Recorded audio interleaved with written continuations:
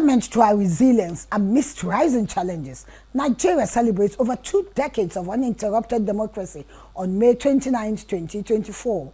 This, many say, is a milestone and a pointer to the nation's commitment and quest for lasting democracy despite past complicated military history. With successful power transition and growing acceptance of democracy, Nigeria navigates a path towards stability and progress. This is, as President Bola Tinubu's Nigeria's 16th democratic leader marks a year in office with a mix of optimism and challenges. Known for his political prowess and economic reforms, experts say Tinubu's 1 year in office sets a tone for decisive leadership for the country. Welcome to 30 Minutes on NTA News 24. Indeed, it is a time to reflect on achievements, challenges, and projections for the future for Nigeria. I'm Lydia Sampson.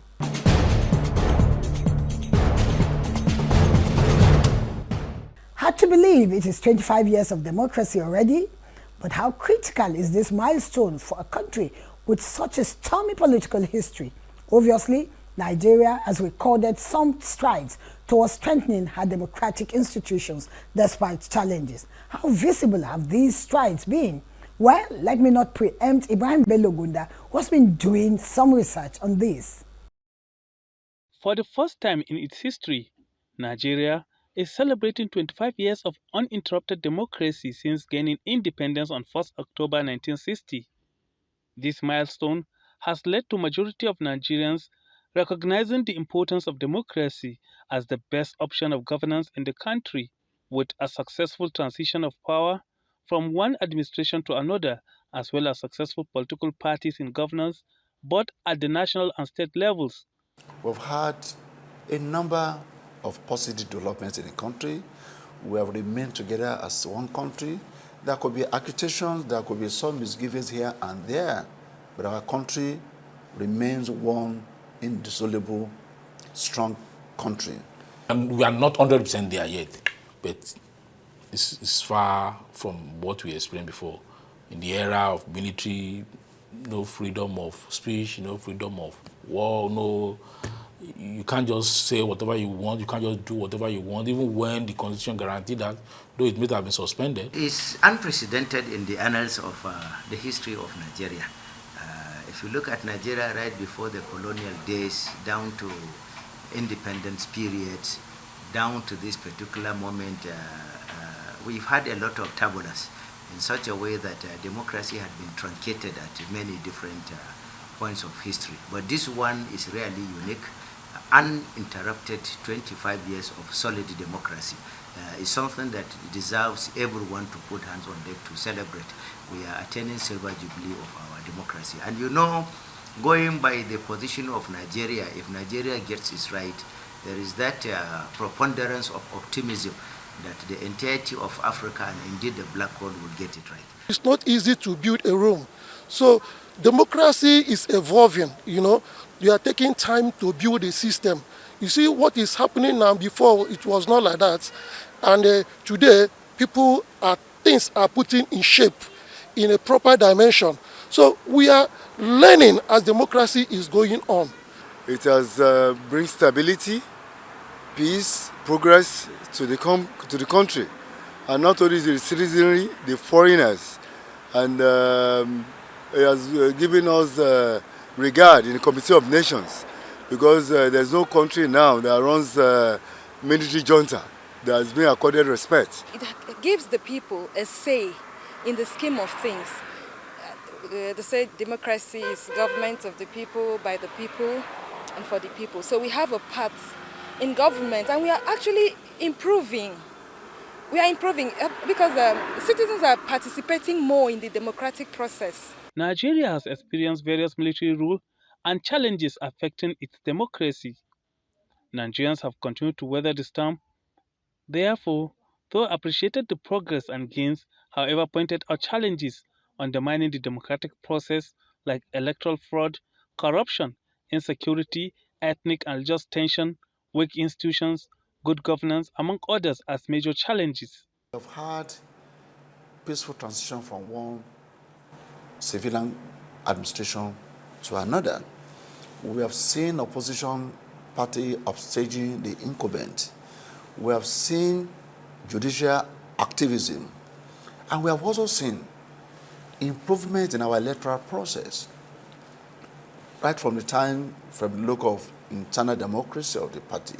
We are not yet there, but we could say that the Electoral Act 2022 strengthened the internal democracy of our political parties. The introduction of BVN and a number of other technologies have also minimized the incidences of ballot snatching, violence. So, and in terms of our participation as a member of the international community as well, Nigeria remains a country to be reckoned with in Africa. We have been calling times with that number that sections 230 to 304 of the Constitution should be amended to insulate the establishment of some specialized courts. For example, special court for fight against corruption, special court for fight against electoral offenses, special court for fight against terrorism and insecurity, special courts for fight against cyber crimes, special courts for fight against ethnic jingoism and inter-ethnic or regional squabbles. All committed to really eradicating it. It's not for us to mouth it. It's for us to really put action to practice. There cannot be motion without movement. You must put the right peg in the right hole. Security chiefs that you are putting in place, both at the national and state level, has to be those that actually know what they're doing. And you must be ready to take advice. I think the best thing is to learn from countries that have fared better in their democratic process. Because, first of all, we have to be honest and committed that this is what we want for our country. It's very sad that the patriotism we felt years back has gone low. They are optimistic that despite these challenges, Nigeria emerged stronger, ready to tackle them and forge ahead against all odds. We have achieved a lot going by the way various elections were conducted, various presidents were elected. This one will finish his tenure, another one will come, even to the extent of some parties defeating so-called major parties, and then some amalgamation of political groups coming on board to form a party that will perform wonderfully to such an extent of unseating a 16-year seated government on power. I think we really deserve to be commended for the maturity, statesmanship, and the tenacity with which we handle our democratic power play over the years. So I could remember when in the past administration they said that when you fight corruption, fight back. But one thing I believe is in this country, as far as democracy has come to stay, corruption will certainly be dealt with because it's putting a system, a working system in place. So when a working system is being put in place in this country, you will see things will be working properly the way it should. The way we are now, where someone will buy a form of 100 million, you buy a form of 45 million, you can never get it right. But independent candidacy, I may be popular in Gariki, for example. If my people in Gariki wanted me, I don't need to go and buy a form of 45 million. And if I don't pay that much to get elected, I will be able to do the bidding of people without trying to recoup what I've invested. With majority of Nigeria's population of more than 200 million being either Muslim or Christians, the emergence of extremist groups, ethnic militia, farmers' herders conflict, among others, has continued to pose threats to Nigeria's peace and unity, flamed by sentiments more than ever before, negating strides in uniting the ethnic and religious diverse population. The elite contribute a lot, particularly the political class, contribute a lot to the use of religion as a weapon to get political advantage.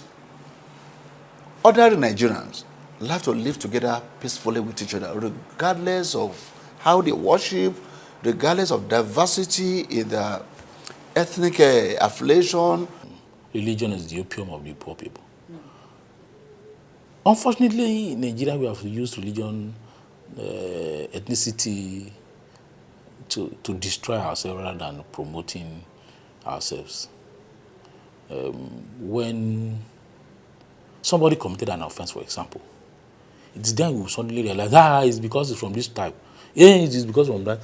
A statesman is somebody who lives beyond his tribe, beyond his religion, beyond his region, who believes in the homogeneous unity of one Nigeria. Those are the statesmen that we are lacking, unfortunately, in the political power play. The issue of religion and ethnicity, I'm seeing it as one of the avenues to divide us so that we not have focus to where we are going, because we believe as Nigeria, God has blessed this country, we have a target, we have where we are going. But let's take for instance, I work in FCDA, I lived in the office where Muslim, Christian, we do things together for years. My wife is a Christian, I'm a Muslim. It's our political leaders that's causing this threat, and religious leaders. They need to be cautioned. The political leaders and religious leaders. They need to be cautioned, schooled themselves, because you have to be matured in mind and spirit before you lead a religious group. They reiterated the need to continue to support the gains of democracy in view of how it has helped Nigeria emerge stronger with a government elected by the majority of Nigerians, hoping, praying, and believing that with time, livelihoods will be better for them and generations unborn.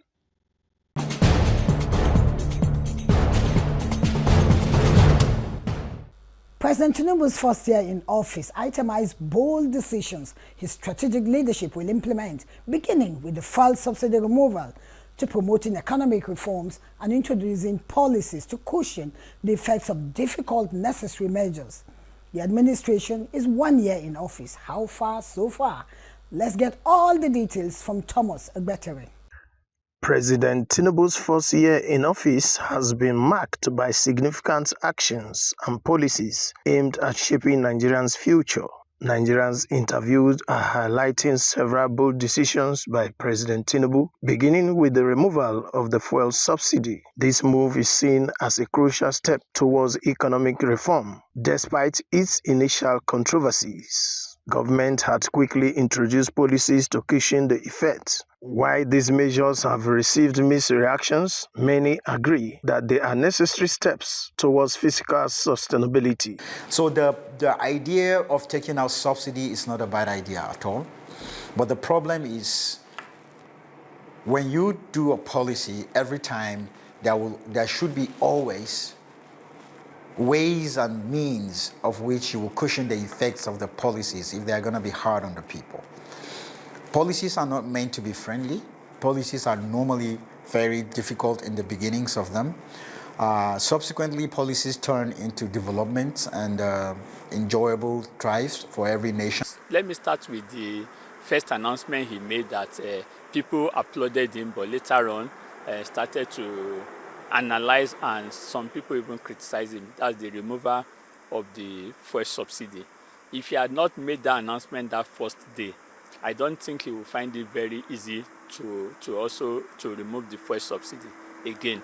And the masses, would have also alleged that he has started sharing the proceeds from the fuel subsidy. Fuel subsidy must leave at one time or the other. This dual exchange rate or triple exchange rate must stop at one time or the other. It must. There was no way it could be sustained infinito, forever. There's no way. So it had to go. And who is the leader who will be courageous enough to take those decisions? Is President Bola Ahmed Tinubu, and we celebrate him for that. So this administration is decisive in its policies, and I think deserve the support and patience of Nigerians, because I can see that in the life of this country, successive administrations coming and then have come and gone. I think this is one of the administrations that I can say came prepared. And if you are prepared for anything, you go for it. There are certain qualities a leader must possess. And one of those is that a leader must be decisive. And from my personal assessment is that we have a very decisive president. We have a president that is aware of what is happening. You know, we have a president that is alive to the responsibility to Nigerians, even though those effects are not fed directly by Nigerians today. According to some Nigerians, the administration has shown a commitment to long-term progress through its economic reforms, noting that promoting local production and encouraging foreign investments are positive signs. However, they urge government to ensure the deepening of transparency and relief measures to the most affected since subsidy removal. And yes, that's what you call incentive and what have you. All those ones, for me, they could cushion the effect, but they're all temporary measures.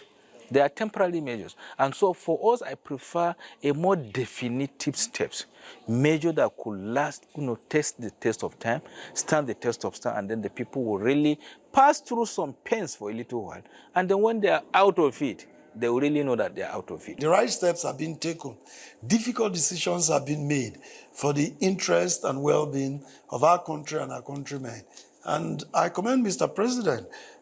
To me, there has never been any president in the history of our country who has had the political will, the courage to take difficult decisions. It is economic policy.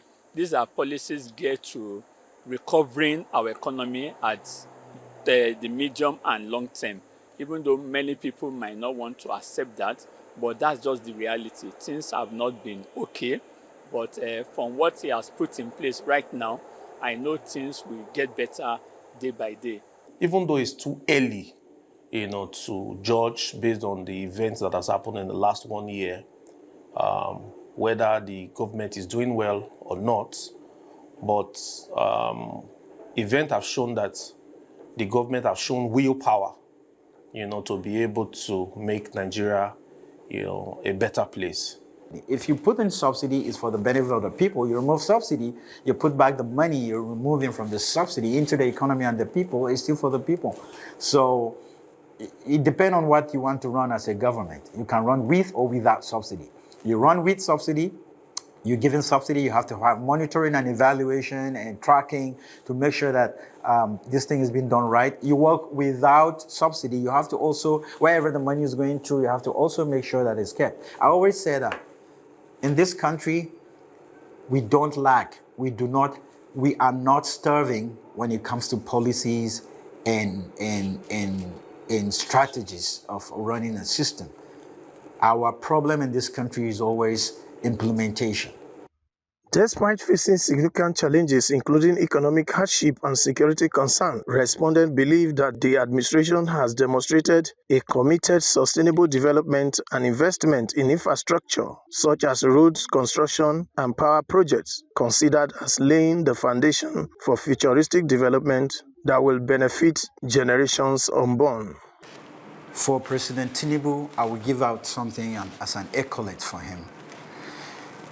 He set the ball rolling, and he's never afraid to dare. I really deeply appreciate his ability to face his troubles squared. Nigeria is having a lot of potentials, but the troubles are as enormous as the potentials. For a president in a country like this, boldness is a very prerequisite or requirement. And I could see a lot of it in our president. He takes the bull by the horns. Others, on the other hand, believe President Tinubu's focus on unity and stability has been evident in his leadership style. They cited his inclusive approach, engaging with various ethnic and religious groups and promoting national cohesion, as well as his efforts to foster dialogue and collaboration across divides, while acknowledging that more work remains to be done. I think he has brought in people who he have worked with some years back. He knows them. He trusted them. And that is why he's working with them. So that, those that are coming from other parts of the country, he may know them through the political, during the political activities.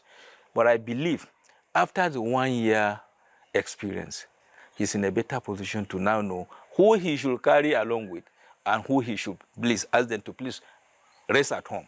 Let's try other hands. Because for now, I think the man is working, but he needs to have a change of guard. He means well for this country, but he needs men who also support him. And if we must remove sentiment of where is this man coming from? What does the leadership got to do with your religion and where I come from? President Tinubu's appointment as ECOWAS chairman is expected to strengthen regional cooperation and address common challenges such as security and economic integration. The ECOWAS chairman, you know, they all knew that he has the capacity as a leader to deliver. Because you need a leader that can take the bull by the horn. Even when we have one or two nations that want to pull out of the ECOWAS, but you could see the way he has managed that supposedly crisis situation. And most of them are having a rethink right now. Even looking at the last regional counterterrorism summit that was held in Abuja, where you have every other person coming in, you know, from the ECOWAS region and focusing on the ECOWAS region. You could see that there's unity of purpose, and those nations that have shown that have declared that they wanted to exit the ECOWAS platform before, they're having a rethink, and that shows leadership. Many believe that President Tinubu's vision is for a stronger, vibrant, indivisible, and prosperous Nigeria, with emphasis on economic diversification and other economic reforms as drivers, taking Nigeria to the promised land. As a result, his administration's policy and leadership style have garnered national interest and debate, with citizens keenly observing and applauding the impact so far. These all economic policies that we feel is being harsh, that Tinubu is making, that we feel is harsh and all of that, I feel it's something we will benefit from it, like in years to come or few months to come. And President Tinubu, he is tried his best.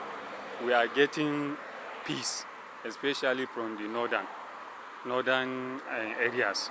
We are seeing developments come out in several areas. Asokoro area is there. Wuye area is also there. These are things that were comatose. Now looking at Secretariat, the link up from finance all the way down to the complex of National Assembly is now being revamped. These are old projects that were probably allocated, and in a way, we would say that contractors were already fought with, but now you could see that these things are coming up, and they're coming up handy. They are unanimous that as President Tinubu completes his first year in office, his bold decision and strategic leadership will continue to shape Nigeria's trajectory. Though opinions on his measures vary, there is shared hope that his tenure will set a stage for enduring positive changes in Nigeria, Africa's largest country.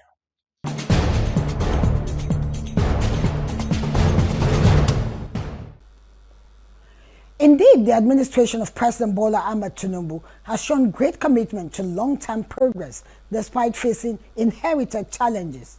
President Bola Tinubu's focus on unity and stability has been evident. His vision for a stronger Nigeria has set the stage for opening up vistas of enduring positive changes for Africa's most populous nation.